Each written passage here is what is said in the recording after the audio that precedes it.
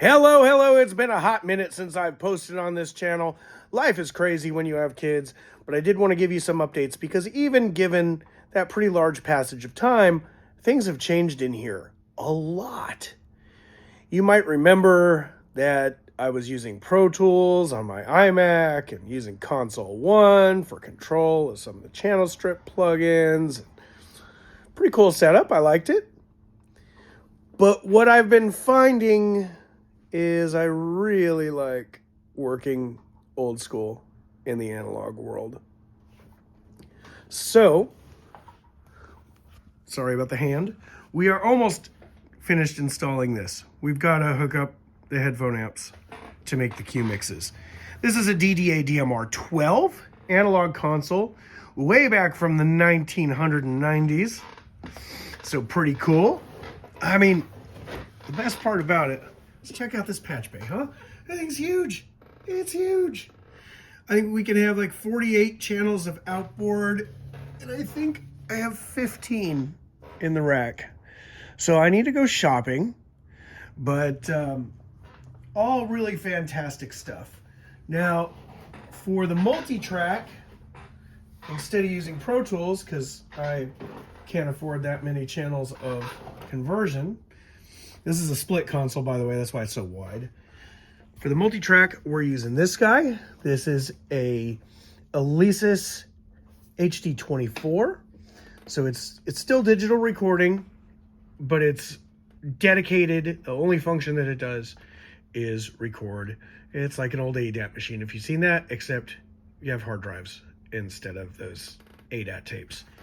And then for mixing, we have this beautiful Ampex 440 1/4-inch tape machine, reel-to-reel tape machine. And so I have started mixing down onto that, and then I can just dump my tape onto Pro Tools. So we're going a lot more old school, a lot more analog. Some people would say that we're going completely backwards, and I wouldn't disagree with you, but it's just the way I have a lot more fun working. In the coming weeks and months, I hope to post up some more videos for y'all.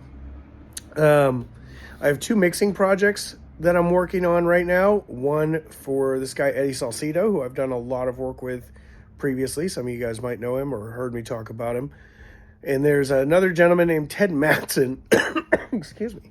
There's another gentleman named Ted Matson who is a super talented individual, and I just did a record with him, and I kept putting off the mixing because it's like, oh, I just got the tape machine. Let me mix down onto tape. And then, oh, I'm getting the new console. Let me get the new console in. And then sure enough, you know, it takes a couple of weeks to get the console up and going and learning where to find everything on the patch bay.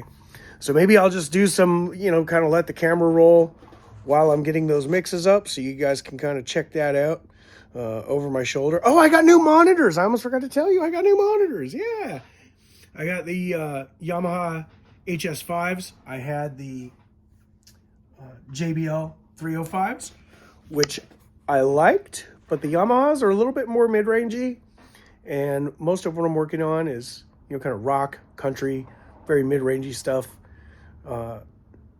And so it's really important to hear that kind of detail. And one of my JBLs just happened to die while we were changing the studio over. I unplugged it from the old console. It worked perfectly. Put in the new console, plugged it in. It no longer functioned. So I had to get new monitors. And so I got the Yamaha HS5s, which are pretty cool.